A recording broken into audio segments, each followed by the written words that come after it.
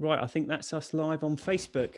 Hello, everyone. Welcome to the Friday Night Live. As I mentioned before, I'm sort of looking to get a few guests on now just to mix and match. And this week, I've got Sober Dave on. I don't know how many of you know of him. I met him, I think it must have been because you've just done 2 years sober, Dave, haven't you? Yeah, yesterday, yeah. And I think we met not long after you'd first started your sobriety, Yeah. hadn't we? So Yeah, it I got was, invited to Janie's event, didn't I, that's at right. the Jago in Dalston. And I was going to pieces because I think I was about 3 weeks sober. And you know, I, I've been drinking for over 40 years. And for me to get on a train and then get off the other end, walk past several pubs, and then walk up this stairway I didn't know what I was walking into. And then you were standing there, and I think, made idle chat with you, and you were Yeah. so calm and collected and that. And yeah, you were great. Yeah, I'd only just become sober, I think. The funny thing is, I felt exactly the same. I was really nervous as well because this is one of the things I like about lockdown is when you give talks, you're just sat at home doing it, and it's a bit Yeah, nicer. But those are in the days of having to literally go somewhere I and know. sit in front of people and talk to them. I haven't even got any trousers on now, so yeah, no, that was good actually. I learned a lot because I don't know, I went to a couple of those things and it's quite a nice place. On the outside, it's quite daunting, isn't it? Yeah, it is. It's a strange place. It's like a community centre or something, isn't it? Yeah, Yeah, it's a yeah, bit weird when it you was go like in. graffiti everywhere and it's by the old railway track and it's like, Yeah, it's the right place. But I walked in and the atmosphere was incredible and it made me realise then on the way home when I was sober and everyone else was swinging off the things on the trains, that actually you could actually enjoy evening without having a drink. yeah, and I think the thing is as well. I was exactly the same. So you're kind of nervous when you turn up, and then you get chatting to someone, and then you just kind of relax into the evening. And I Yeah, think it's just easier when no one's drinking. If you yeah, can, there's not many sober events, but when no one else is drinking, there's not that barrier between you and everyone else. Because I think the two things drinking does is one, when people start drinking, you start to go off kilter on a mental meeting of minds with them. But I think also if you're making a big thing of it yourself, you almost feel like you're excluded, like they're all doing something and I can't do it. And yeah, that's the exact opposite of feeling relaxed and happy and socializing with people. yeah. And your constant thing is on the drink. For me, I was always thinking about getting my next drink.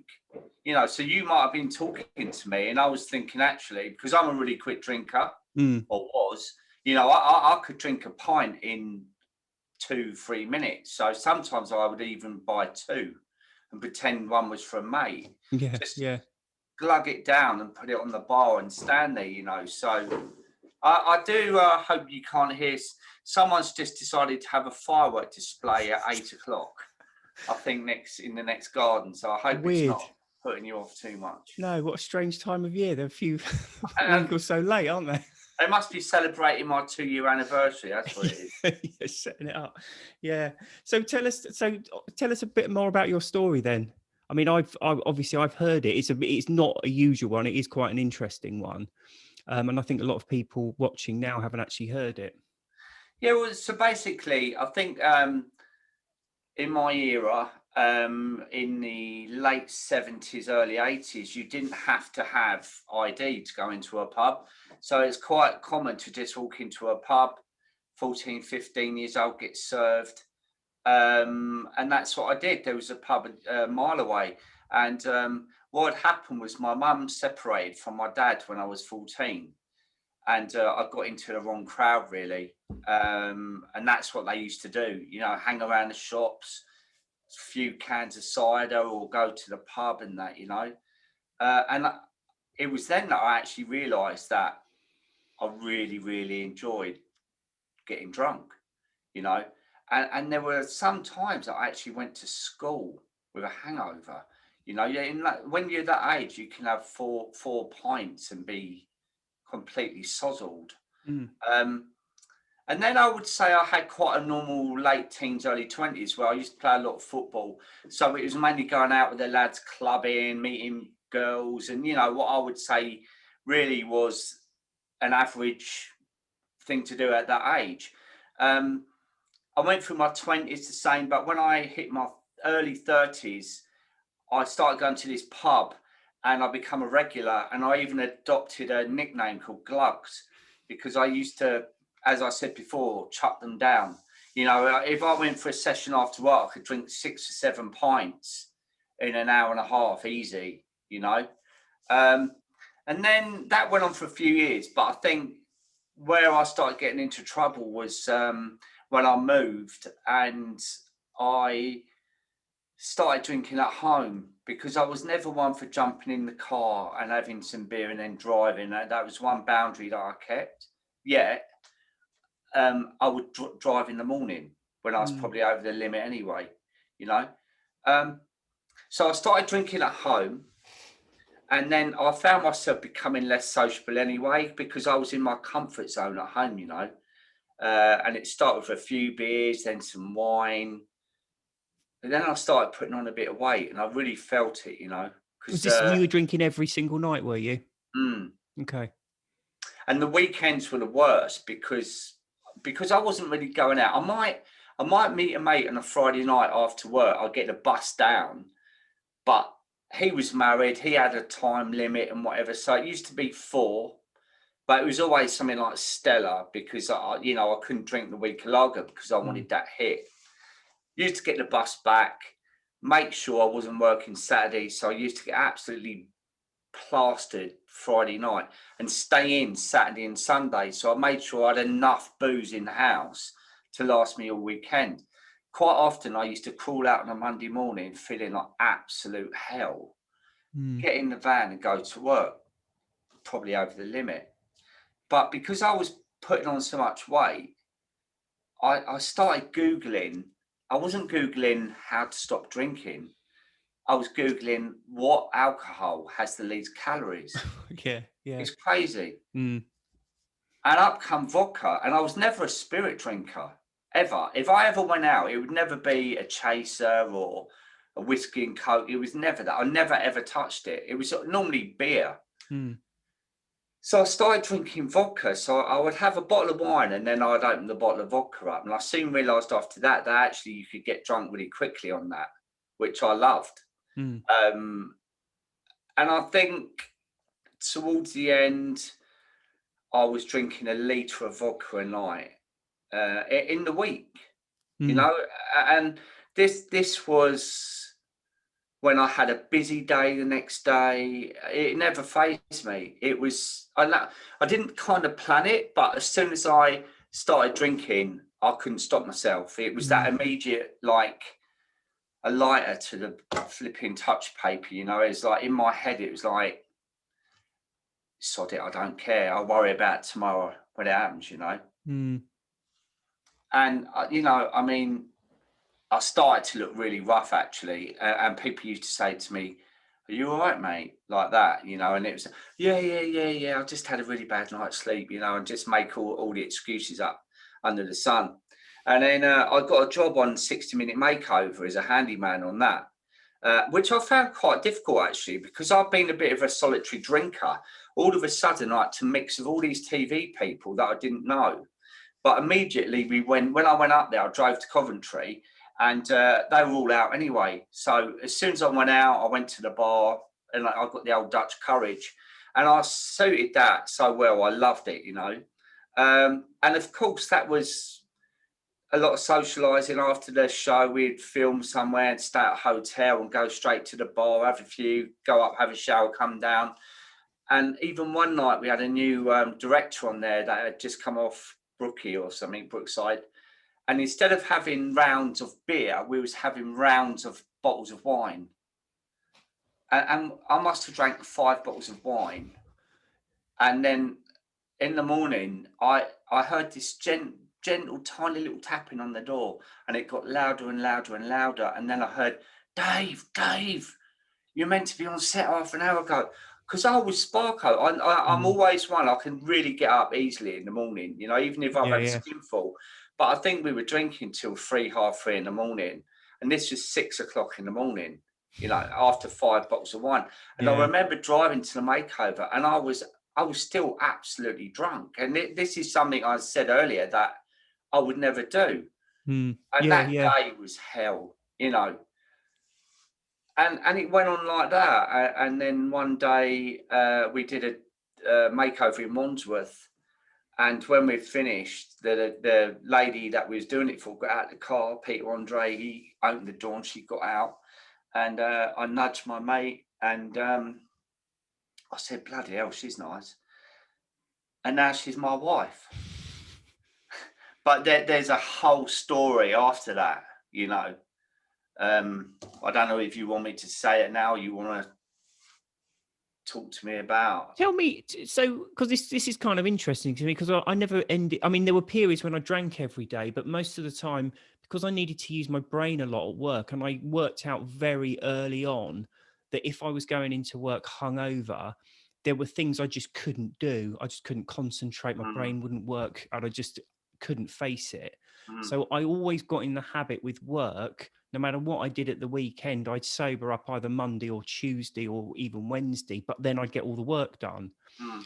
But when I was drinking at weekends, I would drink as soon as I woke up. So when you were drinking at that level, and for example, at the weekend, when you were just at home alone for the weekend, were you just not drinking during the day then? Even then, you were maintaining like I never evening drank drinking? every day during the week, even if I wasn't working, because I'm self-employed. I own my own carpet company. So the difference where you was using your brain a lot, I was a manual worker. Mm, So my main obstacle was knocking on the door and worrying if I stank of booze. yeah, And yeah, once they'd let me in, I would disappear off, and I would never look them in the eyes and say, "Morning, how are you?" I would look down because I didn't want, you know, it's that psychological thing that I felt yeah, hungover all the time, plus my breath. And they go, "Oh, morning, you all right? Do you want a cup of tea?" "Oh, yeah, yeah." I'll be upstairs, leave it on the bottom step because I couldn't even stand for them to come up and have a conversation. And yeah. I used to basically work it off in the morning. So, you know, that whole thing of waking up with regret, you can't even look at your phone, you don't know what you've said to people, I'm not drinking tonight attitude. By lunchtime, I'd physically worked it off to the extent that I thought I might just take it easy. You know, I could probably have a couple tonight. That's all right. Yeah, yeah, By the afternoon, that couple turned into, well, I could get 4 Stellas and a bottle of wine because I know I'm all right with that. I'll be all right tomorrow. By yeah, 5 or 6, when I was in the supermarket, I'll buy the Stellas and 3 bottles of wine just in case. yeah, yeah. And that just in case, I knew would be, well, I'll probably drink that anyway. Mm. And then it was the Groundhog Day, you see. So it went on and on and on. But in the week, if I finished at midday, I would never then drink then. Okay, yeah. Which is interesting because at the weekend it felt different for me. So you did drink during the day at the weekend, did you? Yeah, Okay, yeah, yeah, yeah, I did, and that was almost like a mini holiday for me, you know, because I wasn't accountable to anyone because I lived on my own. So mm, it was I'd wake up Saturday morning hungover, and I thought, well, I could drink now, but I didn't ever want to. But I mm, think it was my sort of subliminal mindset that thought, well, most blokes are down the pub now anyway, looking at the football or the rugby or whatever. So that gives me the red sort of the green light to start drinking. And it mm. doesn't matter anyway, because I'm on my own.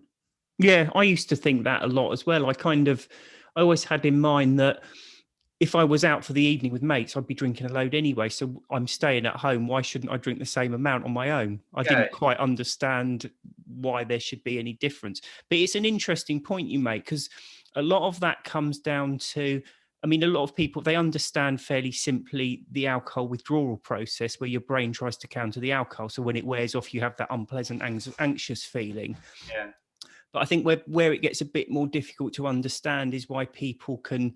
A lot of people say in the group as well, I can go all week without drinking. So why is it so difficult at the weekend? Or I'm fine during the day. And a lot of that is to do with cravings. This is a purely conscious psychological thing as opposed to physical, mm, when you start obsessing about the thought of an alcoholic drink. And what you're really doing is almost like torturing yourself. I've said it before on the lives here. It's almost like if you tell yourself you're dieting and then you sit there fantasizing about eating a pizza or whatever. mm, But the problem is, it comes into your mind when you start entertaining the possibility of having a drink. That's where the craving takes hold.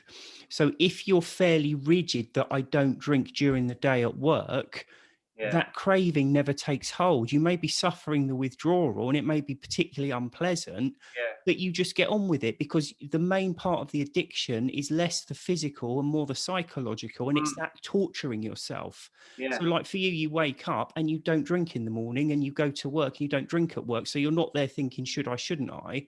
yeah. But from what you're saying, then in the afternoon, the thought of a drink, you're starting to entertain it then, and that craving feeling starting to build up during the day. And what I find now, when I help people with their drinking, is to not concentrate on that feeling, because, as you say, if you feed that feeling, it just gets stronger and stronger until you break down and think, oh, I'm going to have a drink anyway. And I specifically mentioned this when Boris did the talk the other night. I just knew all the people in my group, Dry Jan So Dave group, Hmm.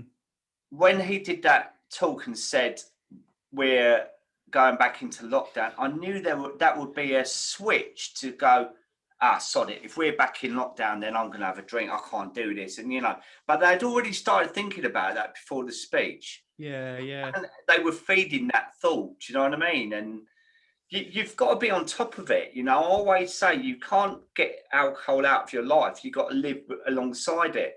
But it's how much control you give that.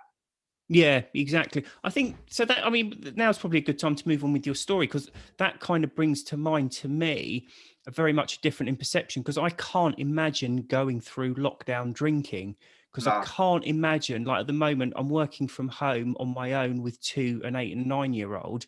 yeah, And the thought of doing it tired and yeah, anxious is yeah, just unbearable to me. So I genuinely can't understand. But I think that's because I am sober and I've been sober for yeah. quite a while now. But so to carry on with your story then, and we can sort of talk about lockdown and Yeah, that sure. side of it. So basically, Peter and Trey went up to the car. She got out. I've nudged my mate and went, God, bloody hell, she's nice. And that was it, really. Next day, we went on to another makeover. About 3 months later, the show was aired, and I saw her again on the telly in the makeover we'd done. And I'd been drinking and that. And I thought, you know what? I'm going to send her a message on Twitter. So I found her, and I made up this cock and bull story that I was with all the crew. And I said, oh, I'm with all the crew that filmed your makeover. It was the best makeover we've done for a long time. You're lovely and whatever. And she answered straight away. And we got chatting. And then after a couple of weeks, we exchanged numbers. And we kind of arranged to go on a sort of a date. And already I was thinking, well, she's over in Wandsworth. That's probably 10 miles from where I lived. That's going to cost a lot of money in a cab there, back, getting her back and whatever. Because, of course, I was thinking about my drinking. Mm. I Yeah, wasn't yeah, thinking about, well, I can drive and I can have a Coke, because I'd never even have one if I was driving, which is, yeah. you know, that's sort of unbelievable in itself, because I would want one, but it was a boundary that I had, Mm. Um, on the Friday, the day before, it was Christmas jumper day, and I sent her a message. Show us a picture of your Christmas jumper. Not a I euphemism. didn't hear all day. I'm Okay. a smooth one. Do you know what I mean? Anyway, I didn't hear all day, and about 8 o'clock that night, I thought, well, I've blown it. Yeah. But by then, I'd already started. 5 Mm. o'clock. But I got a message, Dave. I've got to tell you something. And I said, yeah, what is it? And she said, I saw her, I didn't reply earlier, but I've been at the hospital all day. And I've got cancer. And it was like, it's we'd been getting on so well, and I was so looking forward to the date. Yeah. So And this was before you'd actually been on the first date with her, was yeah, it was it? the day Okay. before. Day Yeah, yeah. before. And I have talked to Em in depth about this, because when I gave up drinking, I really wanted to be transparent about how it was for me. Mm.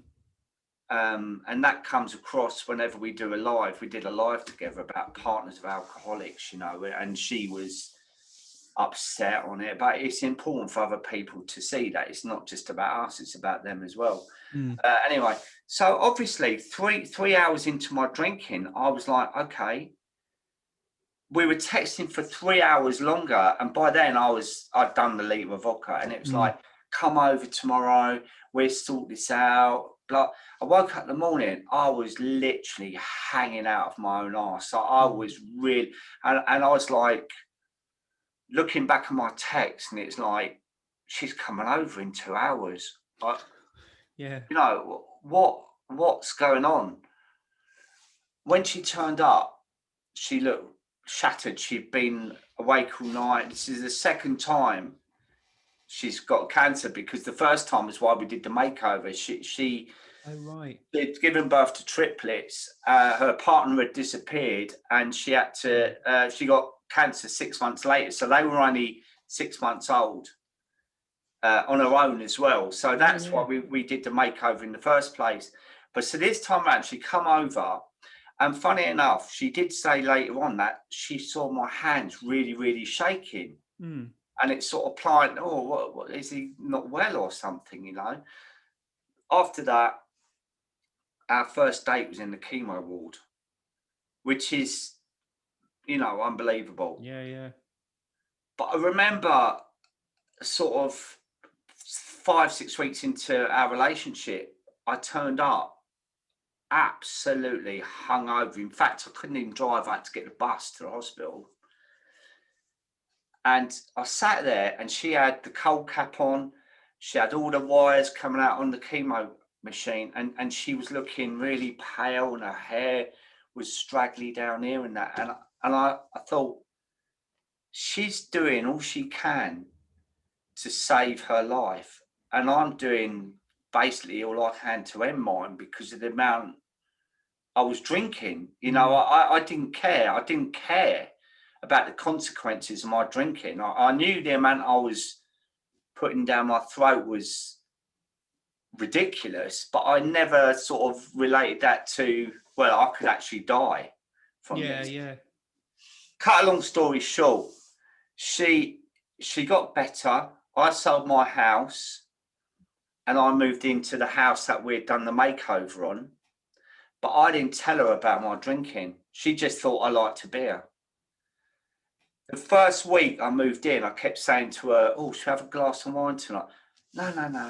I don't really drink, really. And it's like, what? Yeah. It was like a real denial from both of us. Were you? I know it's hard when you think back, but were you clear in your mind at that point that you had a problem? Oh, absolutely. You were definitely. We weren't just like. No. Okay. I knew, but what it was, mate, I actually thought I could deal with it before I moved in.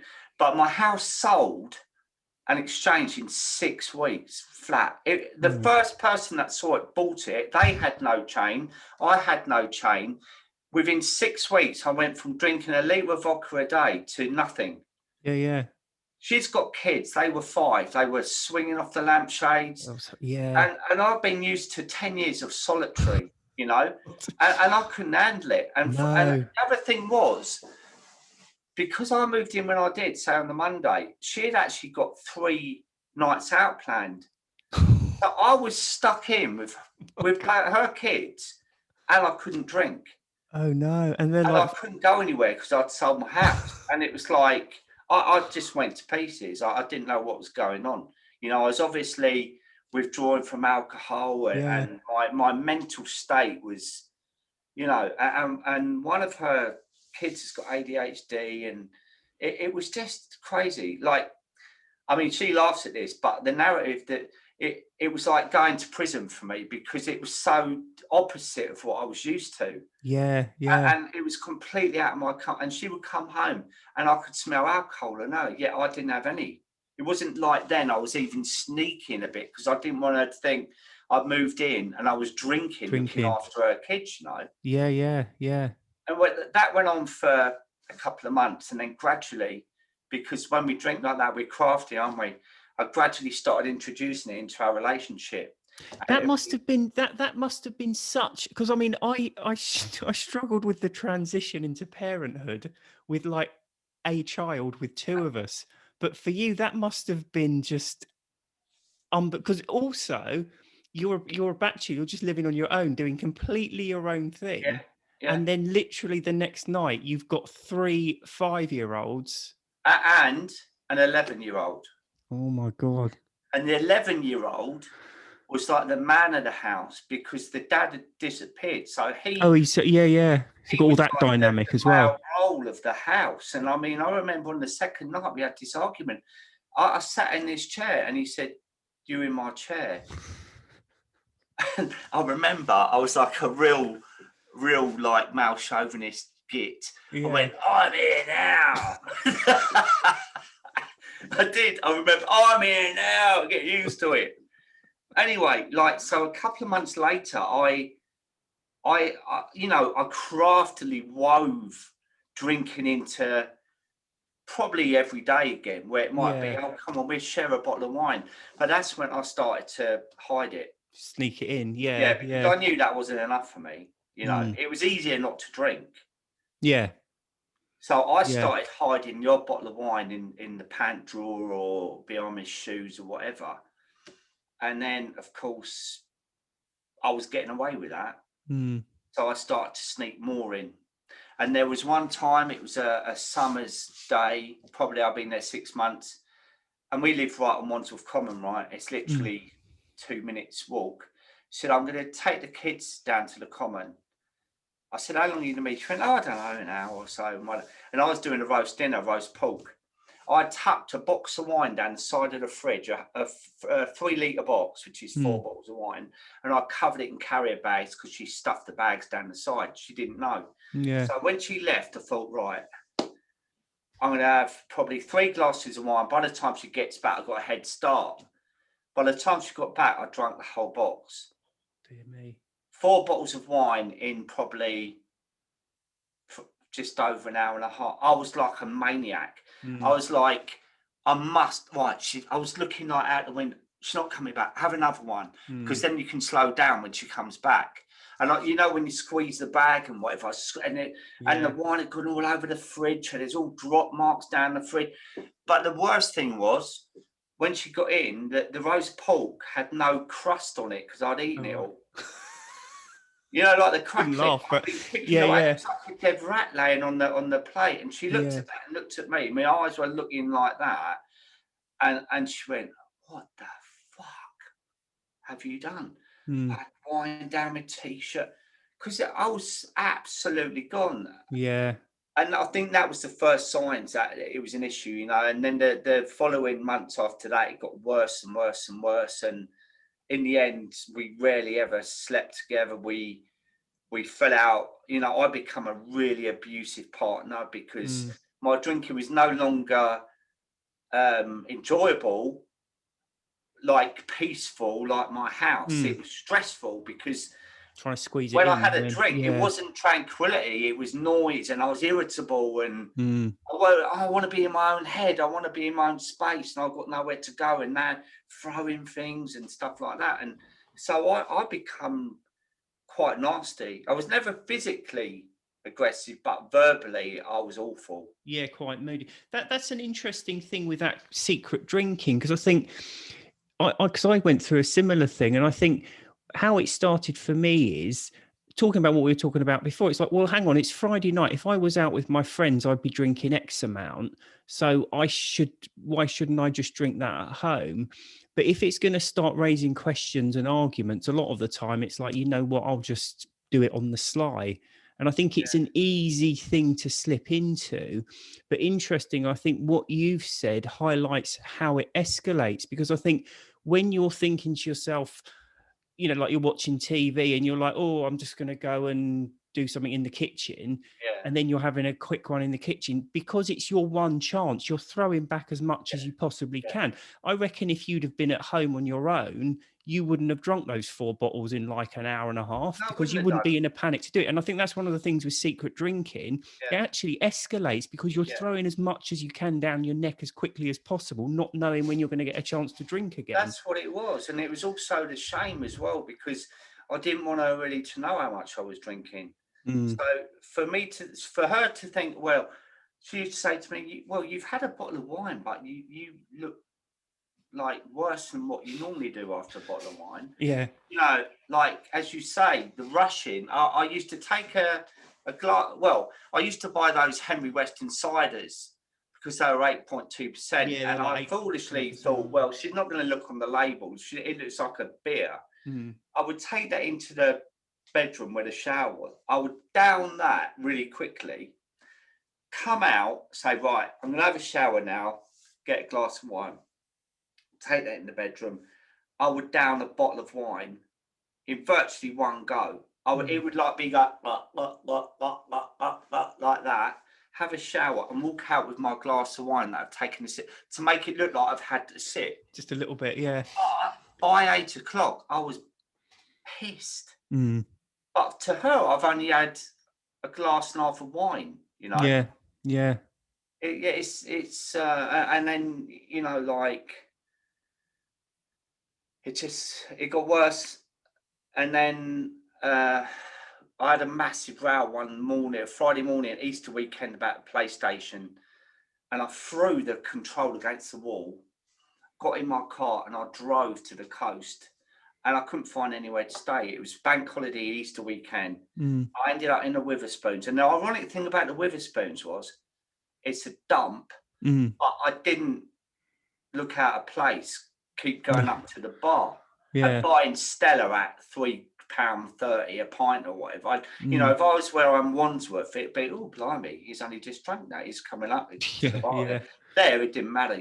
I stayed in there all day, made a load of fake friends and bought a litre of vodka and slept on the beach.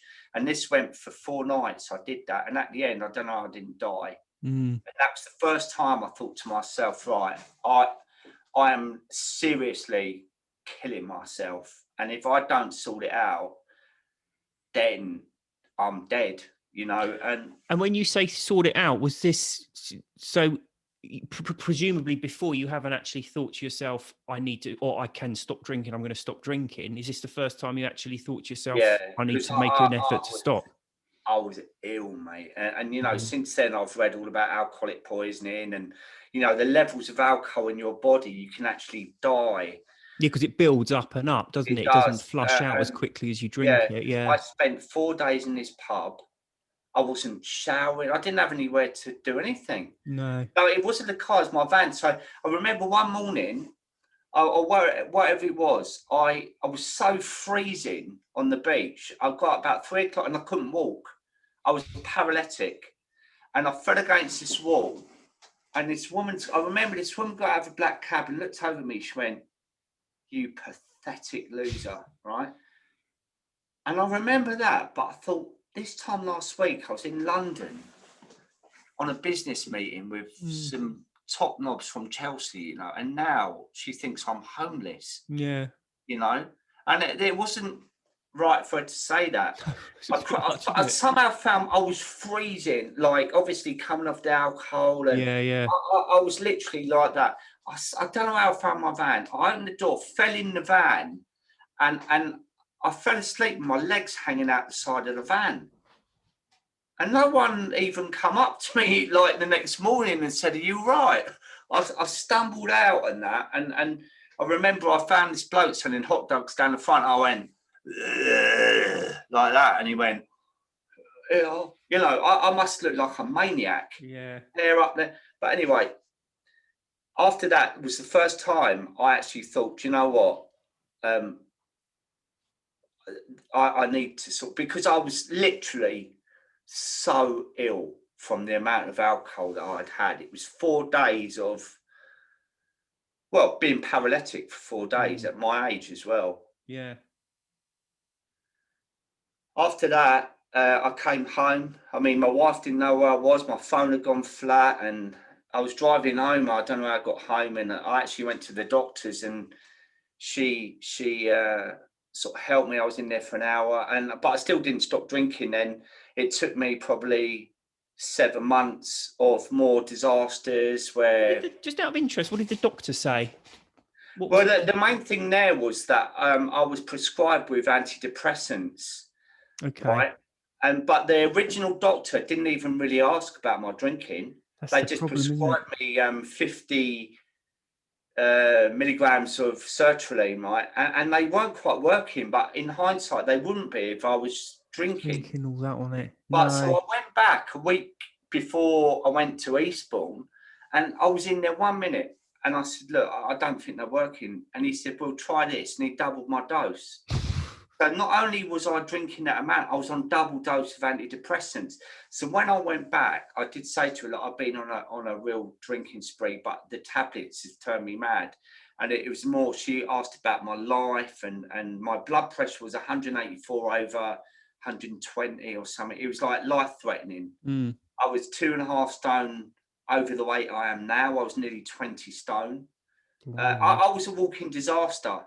So Mm. it was that I actually realised then that if I don't do something drastically about it, that I could just die one day, you know. And I got my son who's 27, I got her kids, and Mm. it was the January after that I just got up and thought, I'm done. 2 years ago. And how? So, did you make attempts to quit before you did that? No, I That was your mean, one, like, it was proper. like literally, I received a text from a friend down the road who I highly respect.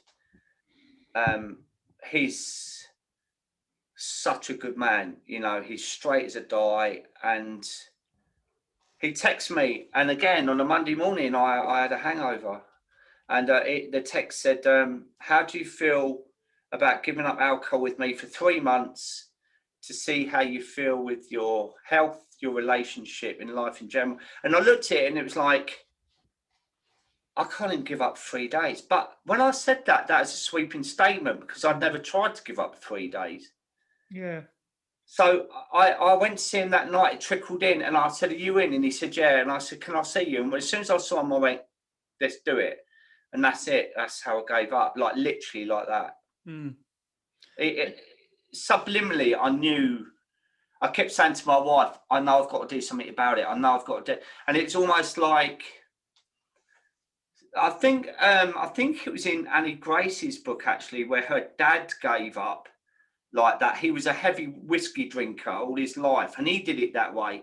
But Yeah. she calls it spontaneous sobriety because you actually, I'd known for months before that was something I was sort of aiming towards. And when I did Building it, up I to think it. subliminally I Yeah. knew that I was going to do it. So it wasn't so much I discovered like that. I think You built up to it built over. up to it. Yeah, Yeah. Well, I think that was something. Do you know Alan Carr, who wrote the Quit yeah, Smoking? So he wrote his Quit Smoking books in like the 80s. This is where he came. This is like 40 odd years ago now.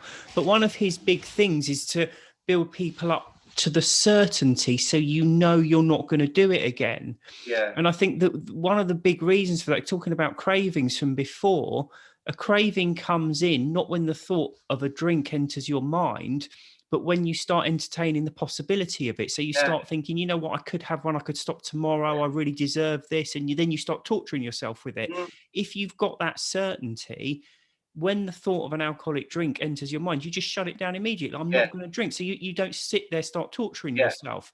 And it's very hard to get into that. But if you can get into that mindset, and it sounds like you were into it, that is me done, yeah. even if it was only for 3 months or whatever, you're then not sat there torturing yourself over it. Can I give you and the guys on here my analogy of it? Mm. My analogy, right, is when I was young, right, 14, I started drinking. I trained schools, and I walked into the classroom, and there's this gorgeous girl in the corner, right? She had big blue eyes and blonde hair. I went out of her for 5 years. We had a break, and then we got back together, and it was completely different, right? My analogy is you're in a relationship with alcohol anyway, aren't you? And that can Very be much. stronger than a relationship with your partner, whoever it may be, girlfriend, boyfriend, wife, husband. That always comes in the way, right? And it starts off fun, it starts off brilliant, and you have lots of good memories, and then gradually you get used to each other. And then gradually, for me, with the alcohol, it started to taking control in my life. And then it started to boss me about. And when I gave up drinking, I decided that was the day that I was going to divorce it. So I said to alcohol that day, I no longer want to be controlled by you in my life anymore. I'm ending this relationship now, and that is the end of it. That is it. I'm done. Right. 2 or 3 weeks later, sitting there on my own, twiddling my thumbs, thinking, God, I feel like a drink and whatever. And all of a sudden, there's a tap on the door, and I can smell her perfume, and I know she's probably got on that lovely outfit that I love. And if I open the door and she comes in, I know where that's going to go. We're going to spend the night together, and it's going to be crazy. I'm going to wake up in the morning and turn over and she's laying there, and I'll go, what have I done? And that's how I look at alcohol. I live with it, that I know it's there somewhere, tapping at the door, but I'm not going to entertain it. I won't listen to that tap get louder and louder and louder. I'll just walk away and go in another room. And that's how I deal with, in the beginning, the cravings, because the more I listened to that knocking on the door, the more I wanted to open it. And as we've always said before, if you wind it forward and think about how it's going to be the next day, that's enough to actually stop you and those feelings going on and on till you do drink. Yeah, I think as well, it's powerful enough just to think ahead a few hours, because people often get hung up on this. Yeah, it's borrowing happiness from the next day, but it's not really, because the first drink may do something for you, even if it's just psychological, just by shutting down the craving. But pretty soon after that, you're riddled with the guilt and anxiety and all the rest of it. It's not what it's made up to be anyway. And what happened with, just out of interest, what happened with the antidepressants? I reduced them and then I came off them. Totally off them now. I came off them, but then we went into lockdown, and I struggled because I run a business. I couldn't work, and I felt really down, actually. And I felt I was over the drinking and whatever, but I felt chemically imbalanced. So I went back to the doctors, and she said, look, let's put you back on the 50 milligrams or whatever it is, and we monitor it. And so I've been doing that, but I've been like cutting them in half a little bit just to wean myself off, because I really don't want to be on them. My sobriety has brought me so much joy and positivity. So I don't want to have that in my life, but it was at the time I felt I needed, because there was too much going on. Well, you know what homeschooling like. Can you imagine with triplets? I went up crying.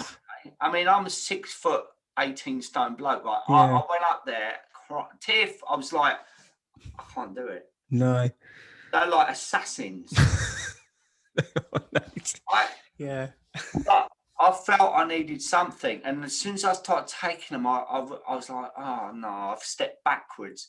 But I didn't look at it that. I thought, well, this is just helping me for now. Temporary, it's been a few months, and I'm ready again to come off them, because I don't want to be on them anymore. I've run out now, actually. And I just haven't bothered to order them, which could be dodgy. But at the moment, I'm all right. So I'm just going to play it by ear and see how it goes. And my wife's got some anyway, so I can always filter a few. Yeah. It's an interesting thing, I think, with the antidepressants, because a lot of people, when you stop drinking, I think one of two things can happen. One, all the issues you've got, they're actually caused by something, and you're drinking to cover them up, in which case you've got more work to do. But I think there's a substantial number of people where it's actually the constant chemical imbalance and the lack of sleep is causing the actual mental health issue. And I think what you encountered was unfortunately fairly common, is that drinking's so normalized, the doctors don't even bother to question it. They just have someone in and they prescribe them something to deal with it. Whereas actually, for a lot of people, it's the alcohol that's the issue. It's not a question of taking something on top of it to try and remedy it. But moving on then, so tell us about things now. 2 years sober.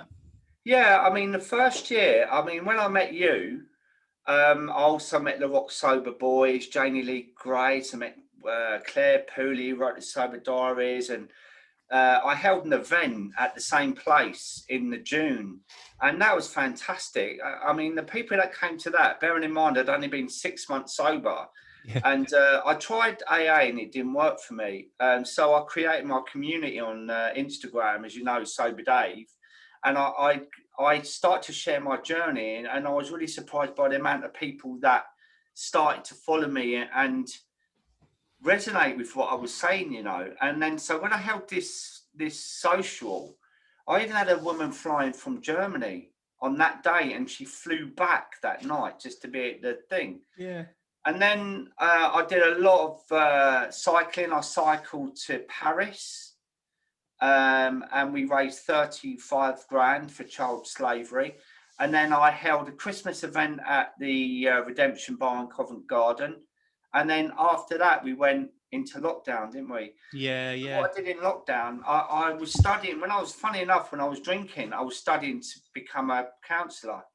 And I was actually going to the pub to do my homework. I knew you were a counsellor. I didn't Yeah, realise you were training before you stopped drinking. yeah, yeah, Oh, yeah, right. Okay. yeah, yeah. So I was handing in my homework after 6, 7 Peronis. Yeah. And it was a serious subject. We had to do case studies and stuff like that. So I would take my MacBook to the pub and I'd do a little bit. And I thought, do you know what? I'm going to have a pint. And then I Mm. started buying two because I couldn't be bothered to go to the bar Keep again. getting up. Yeah. Open the tab. Yeah. And then I just basically, on my third year, I messed it up a little bit, you know. But I gave up drinking. I'm a counsellor. I am a qualified life coach, mental health first aider, an alcohol peer mentor. I've got a list of different things. I'm studying NLP, neuro-linguistic programming now, and all these things fascinate me about how we think, you know. And I would have done none of that if I was drinking, because of my concentration level was about 5 seconds. But plus, drinking takes up so much of your time. You're either drinking or you're hungover and just trying to get through the day until your next drink. And there's so many things you don't end up doing. Well, it dominated my whole day because it took half my day to get over it from the night before. And then I'd start drinking again. So I would never finish the film to the end. Or if I did, I'd have to watch half of it again You've because I don't forgotten. remember it. Yeah, yeah. So I set up my coaching business where I am now. I've got a lovely office in the garden. So I've got about 15 clients now that I work on Zoom with, like we're doing now. And that I've found my real passion there, because part of my journey now is to give back. And I think a lot of people do that, you know, to share their experience. And as I was saying to you before this call, my Instagram page is more of a resource page now rather than me sharing my journey, so people can go on it and get information. And yeah, I'm working with some amazing people. Matt Johnson, who deals a lot with mental health and men. Terry Dunnage, he's got the Terry Dunnage Foundation. He got set on fire by his uncle. Just randomly, and he's doing really good things with men's mental health now, and all these little branches of things that have come from me giving up drinking are just amazing, you know. So every day I get up, I'm like, well, I get up like you really early. Yeah. Quite often we've messaged each other at 5 in the Ridiculous time in the morning. Yeah. And I get up, genuinely, I wake up, and my wife, she wouldn't lollop in bed till 10, but she's a nightmare in the morning for waking up, you know. And I'm like, as soon as I wake up, I'm like, right. And I go downstairs and I put the news on and I make a cup of tea. And I love that part of my day. Yeah. Whether that's because the kids aren't around, I don't know, but probably.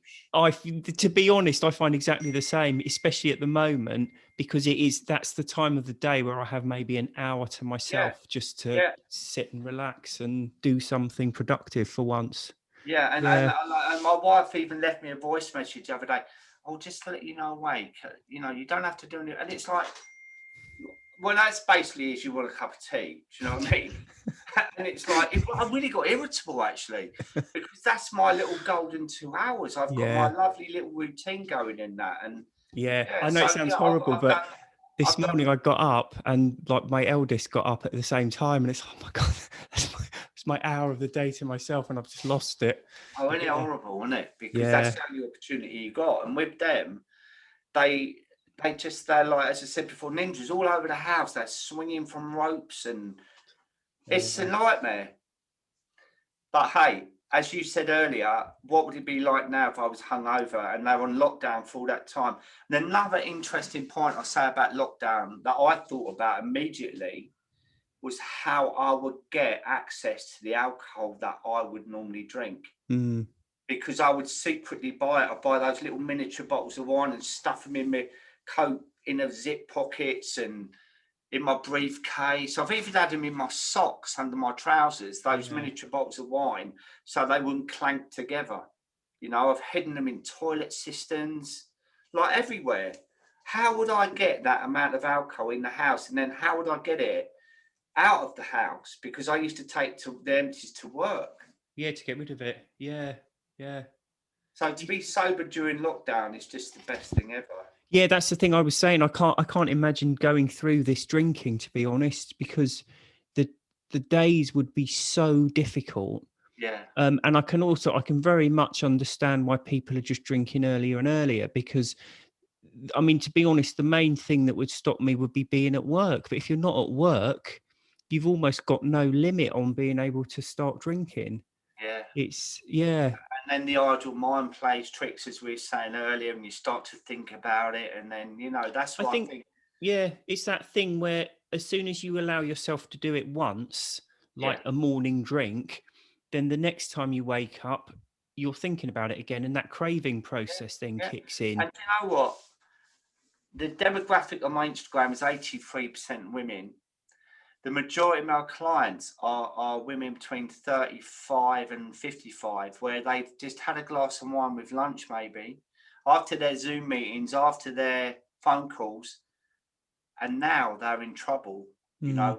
Where it's become a daily routine, and then it's gone to 2 glasses, to 3 glasses, and it's terrible because it's a legalized drug that, as you know, it would be banned now if it was invented. Yeah, I mean that's one of the. There was something, funnily enough, I saw in the Facebook group today, and it was someone. She'd said, I think she'd gone to a counsellor, and and she said about what she was drinking, and it wasn't a massive amount. It was like I think she said 3 or 4 drinks or 3 or 4 units a few times a week, and the counsellor had said to her, "Don't bother cutting down your drinking. That's absolutely fine. It's within whatever limit." And I think that that's part of the problem. It's normalized, but Yeah, people don't see it as addictive. yeah, They still have, despite all the science and experience behind it, they still have this image yeah, that it's not addictive for most people, so you can just take it. And I've heard worse stories than that. I've heard this was something that Laura Willoughby, one of her, yeah, someone she knew, um, they'd gone to the doctor and they were drinking 2 or 3 bottles of wine a day. And the doctor said, "Don't worry about it. That's less than I'm drinking." And that was like, this is someone reaching out for help. I know. And that's the response they get. It's I was in just, Oliver Bolus, right, a few weeks ago, and they had spreadable gin that you put on your toast, spreadable whiskey, and they had a lovely lamp, but the light bulb element said gin.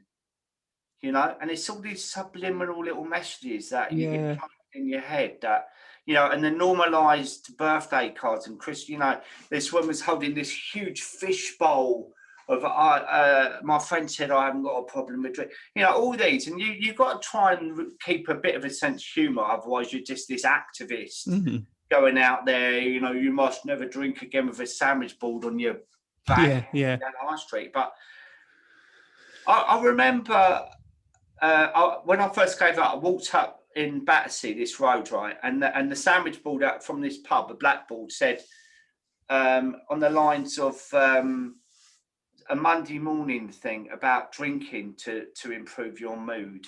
Mm.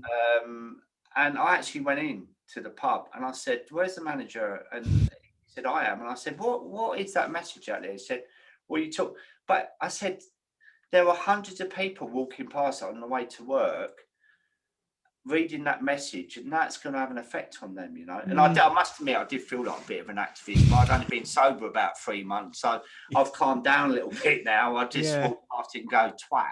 Do you Mm. know what I mean? But it's all these things out there that It's justification for a lot of people. I think if people see something jokey about morning drinking in lockdown, yeah, it suddenly stops being something to worry about, something to be concerned about, something to try yeah, and remedy, and something yeah, to just, oh, you laugh it off and it normalizes it. So makes it people lighter, aren't doesn't so it? bothered. It just, oh, everyone's doing it. They're making jokes out of Yeah, it. And I think especially that's the your doctor main. by the sounds of it. I Yeah. mean, that's crazy, isn't it? Yeah. So I've just realised realised the time. I think Ah, we had a few questions, but to be honest, I think we might probably have to give them a miss tonight because I think we're probably going to be over egging the pudding a bit there. I'll keep because next week, everyone, I'm on. I haven't got guests next week, so I'll save the questions and deal with them next week because I seem to be running a bit low on questions anyway. Dave, thank you so much for coming on. That was absolutely fantastic. So you're on Instagram, and what's your website? well, I'm on Instagram at Sober Dave, and to be honest, I'm having my website changed at the moment, probably by tomorrow.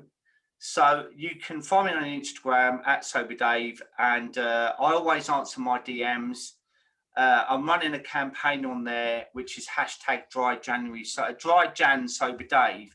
And already I've got 6 chat groups in there of 32 people. So nearly 200 people are doing this Dry January. I'm doing lots of lives on there. You was my first guest. Yep. And that was fantastic. I mean, I had such an amazing response after our live. I've got Bryony Gordon coming on, Matt Johnson. I've got so many good guests. I had Susie Shaw.